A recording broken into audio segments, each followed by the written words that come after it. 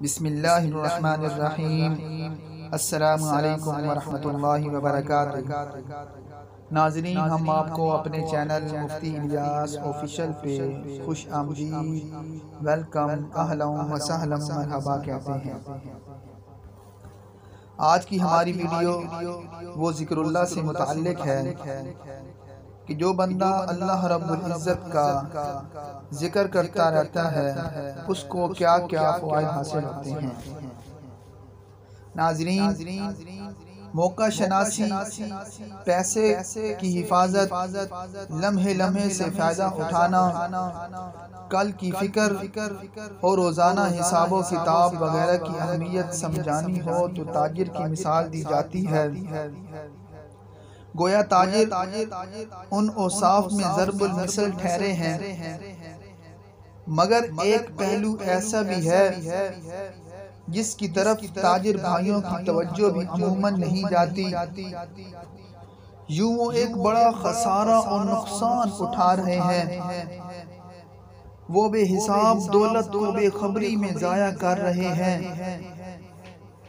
نہایت زیرک ہونے کے باوجود ان سے ایک بڑی چوک ہو رہی ہے۔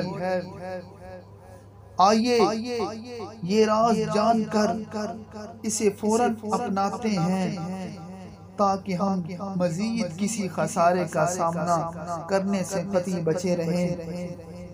دیکھیے، آپ دکاندار ہیں یا کمپنی مالک، سفر میں ہیں یا حضر میں، بیٹھے ہیں یا لیٹے ہیں، چل رہے ہیں یا بیٹھے سوچ رہے ہیں، اگر صرف آپ گفتگو نہیں کر رہے تو یقیناً آپ کی زبان فارغ ہوتی ہے۔ اگر وہ بے مقصد گفتگو میں شامل نہیں ہوتی تو آپ اس وقت کو اللہ کے ذکر کرنے میں مصروف کر کے اپنے لیے بے تحاشا خیریں اور برکتیں جمع کر سکتے ہیں۔ آپ دنیا و آخرت کی بے شمار رکاوٹیں اس کے ذریعے دور کر سکتے ہیں۔ گویا ڈبل فائدہ، ہاتھ، پاؤں، کان، دل و دماغ روپیہ کما رہے ہیں اور زبان آخرت کے باغات لگانے میں مصروف ہے۔ حضور اکرم صلی اللہ علیہ وسلم کا ارشاد ہے، قیامت کے دن ایک آواز دینے والا آواز دے گا کہ عقل مند لوگ کہاں ہیں؟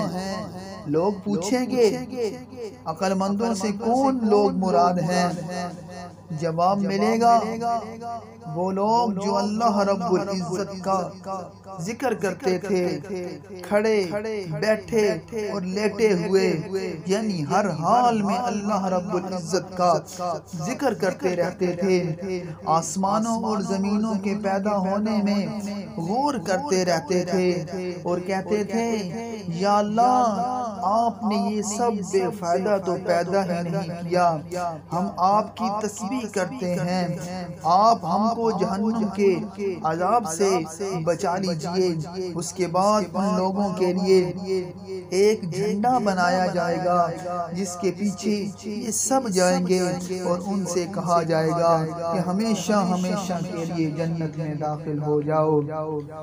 حضرت عبداللہ بن بسر رضی اللہ تعالی عنہ سے روایت ہے کہ دو اعرابی رسول اللہ صلی اللہ علیہ وسلم کی خدمت میں حاضر ہوئے۔ ایک نے پوچھا، یا رسول اللہ، آدمیوں میں کون بہتر ہے؟ یعنی کس قسم کے آدمیوں کا انجام زیادہ اچھا ہونے والا ہے؟ آپ صلی اللہ علیہ وسلم نے فرمایا، وہ لوگ جن کی عمر زیادہ ہو اور عمل اچھے ہوں۔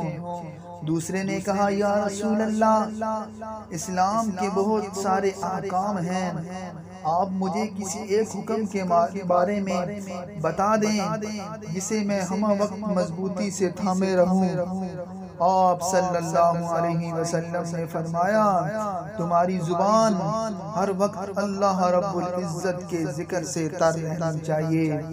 سو میرے بھائیوں کوشش کیجئے کہ کوئی لمحہ ضائع نہ ہونے پائے، لب ہلاتے رہیے، اجر بڑھاتے رہیے، آخرت کا نفع اور دنیا کی برکت کماتے جائیے۔ یہ آپ کا بینک بیلنس بھی ہے اور قبر حشر میں چلنے والا واحد سکہ بھی۔ اللہ پاک ہمیں ہر وقت ذکر کرنے کی توفیق عطا فرمائے۔ وما علینا الا البلاغ المبین۔